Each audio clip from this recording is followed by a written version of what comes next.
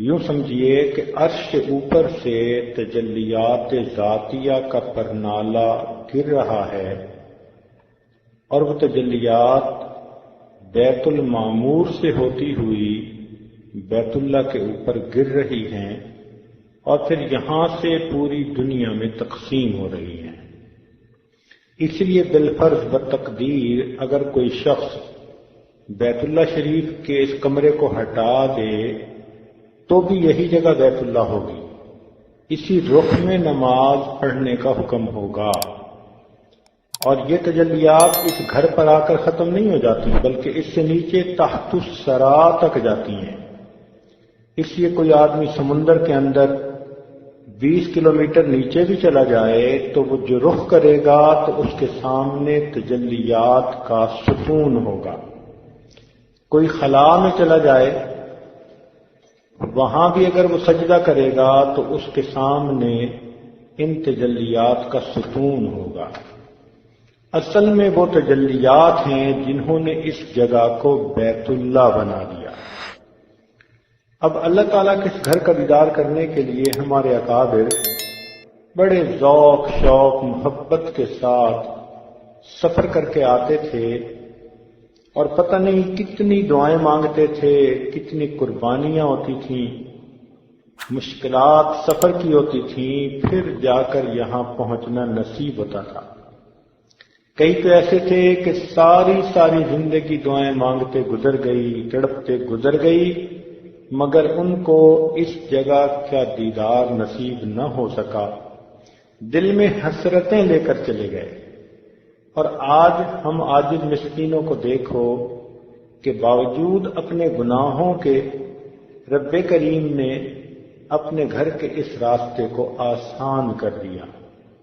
فرق اتنا ہے کہ پہلے راستے کچے ہوتے تھے، مسافر پکے ہوتے تھے، آج راستے پکے ہیں اور مسافر کچے ہیں۔ راستے کچے ہونے کا تو یہ حال کہ پہلے پاکستان سے یا ہندوستان سے جو لوگ سفر کرتے تھے وہ سمندری جہازوں کا سفر کرتے تھے، اور پاکستان سے سعودی عرب پہنچنے میں ان کو 2 مہینے لگ جاتے تھے۔ راستے میں جہاز چل رہا ہوتا اور سمندری طوفان آ جاتا، سیلاب آ جاتا، ہائی ٹائیڈ آ جاتی تو جہاز کو لنگر انداز کر دیا جاتا۔ 1 ہفتہ، 2 ہفتے، 3 ہفتے ایک ہی جگہ پر جہاز کھڑا رہتا کہ طوفان اترے گا تب آگے چل پائیں گے، اور 2-3 ہفتے ایک ہی جگہ پر کھڑے ہونے سے جو مسافروں کا حال ہوتا، اللہ اکبر کبیرہ۔ سمندری بیماریاں بھی ان کو لگ جاتی، متلی ہوتی، کسی کو نیند کا مسئلہ، کسی کو کچھ اور مسئلے، اور پھر گرمی اتنی کہ نہ پوچھیں۔ جب چاروں طرف پانی ہو اور گرمی کا موسم ہو اور آدمی کو اس بند جہاز کے اندر رہنا پڑے تو کیا حشر ہوتا ہے، آدمی اس کا تصور ہی کر سکتا ہے۔ اسی لیے اگر حج کے سفر پہ چلنا ہوتا تھا تو رمضان مبارک سے پہلے سفر شروع ہو جاتا تھا۔ آپ سوچئے کہ رمضان سے پہلے سے چلتے تھے، پھر جا کر حج کے دنوں میں یہاں پہنچ پاتے تھے، اور پھر اتنے مشکل سفر کے بعد جب جدہ آتے تھے تو ہمارے حضرت مرشد عالم رحمۃ اللہ علیہ نے بتایا کہ جہاز کو سمندر میں 3 دن کھڑا کر دیا جاتا تھا تاکہ اگر مسافروں کو کوئی بیماری ہے تو وہیں اس کا علاج کیا جائے۔ 3 دن کے بعد مسافروں کو جدہ کی زمین پر پاؤں رکھنے کی اجازت ملتی تھی۔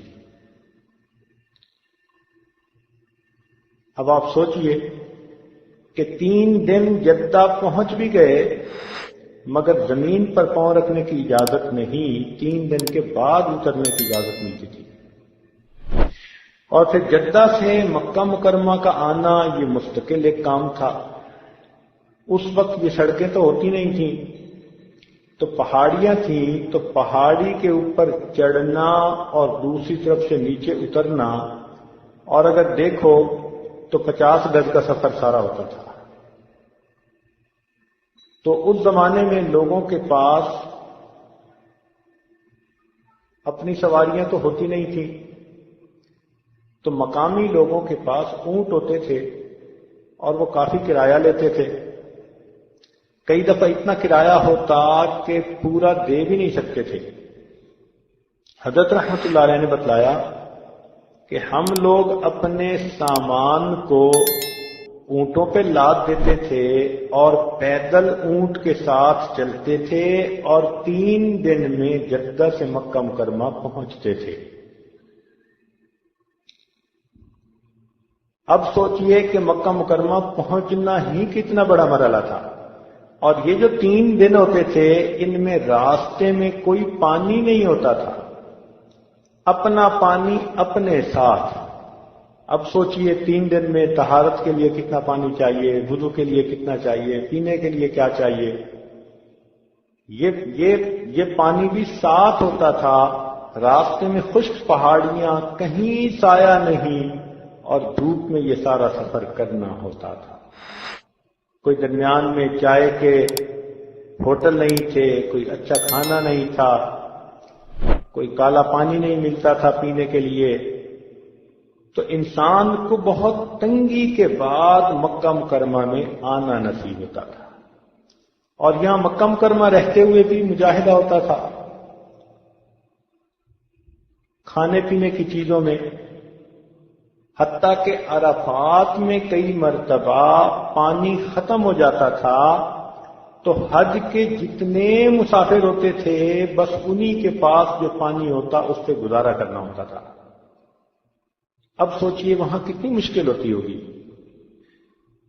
الحمدللہ آج اللہ رب العزت نے کتنی آسانیاں کر دیں کہ ہم لوگ ایئر کنڈیشنر ہوائی جہازوں میں بیٹھتے ہیں اور 4 گھنٹے کے اندر جدہ اتر آتے ہیں، اور وہاں ایئر کنڈیشن کمروں میں رہتے ہیں، اور 4 گھنٹے میں ساری کارروائی مکمل ہو کر ہم دوبارہ ایئر کنڈیشن بس میں بیٹھ چکے ہوتے ہیں۔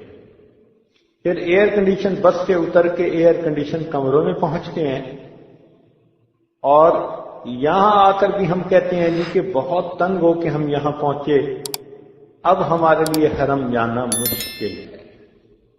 سوچئے کتنا فرق ہے۔ آج کھانے میسر ہیں، ٹھنڈے پانی، مشروبات، کیا کیا نعمتیں ہیں کہ ان کو دیکھ کر بے اختیار دل سے یہ نکلتا ہے فَبِأَيِّ آلَاءِ رَبِّكُمَا تُكَذِّبَانِ، تم اپنے رب کی کون کون سی نعمتوں کو جھٹلاؤ گے۔ تو پہلے زمانے میں راستے کچے ہوتے تھے، مسافر پکے ہوتے تھے، آج سڑکیں راستے پکے بن گئے، مسافر کچے بن گئے۔ اتنی تکلیفوں کے بعد ہمارے اکابر یہاں پہنچتے تھے اور پھر اعمال میں وقت گزارتے تھے۔ ہماری طرح کمرے کو اتنا ٹھنڈا کر لینا کہ جیسے چیلنگ پلانٹ لگا ہوا ہو، اور کمبل لے کے سوئے رہنا اور انتظار میں رہنا کہ کب اذان ہوگی تب اٹھ کے وضو کرنا شروع کریں گے، اور ممکن ہے کہ بس آخری رکعت ہمیں مل جائے۔ یہ تو ہمارے طور طریقے ہیں، ان اکابر کا معاملہ تو کچھ اور تھا۔ چنانچہ جار اللہ زمخشری رحمت اللہ علیہ جنہوں نے تفسیر کشاف لکھی، وہ جب آئے تو بیت اللہ کے پاس ہی ہر وقت رہتے تھے، اتنا رہتے تھے کہ عربوں نے ان کو جار اللہ کہنا شروع کر دیا۔ جار اللہ کا مطلب ہوتا ہے اللہ کا پڑوسی۔ اب سوچئے انہوں نے بیت اللہ کے پاس کتنا وقت گزارا ہوگا کہ لوگوں نے ان کو اللہ کا پڑوسی کہنا شروع کر دیا۔ حضرت قاری رحیم بخش پانی پتی